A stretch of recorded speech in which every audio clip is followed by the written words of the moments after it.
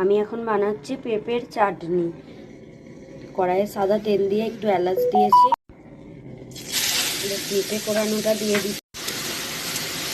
গ্যাসটা খুব স্লো করে দিয়ে আর হালকাভাবে এটা নাড়তে হবে, নাড়তে নাড়তেই সিদ্ধ হয়ে যাবে। অনেকটা এবার সিদ্ধ করা হয়ে গেছে, বুঝতে পারবে, কালারটা ফেড হয়ে যাবে।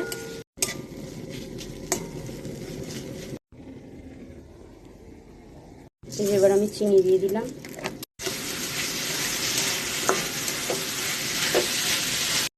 চিনিটা এবার গলতে শুরু করে দিয়েছে।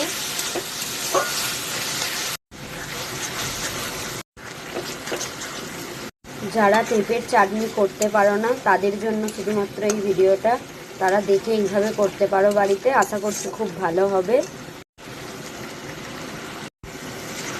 একটু কাজু, গোটা কতক আর কিশমিশও দিয়ে দিলাম।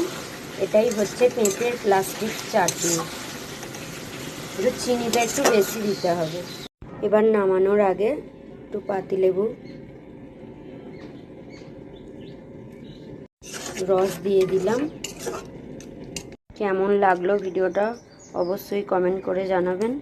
ভিডিও ভালো লাগলে ইউটিউব থেকে যারা দেখছো সাবস্ক্রাইব করে দেবে চ্যানেলটা, আর পেজে দেখলে ফলো করে দেবেন।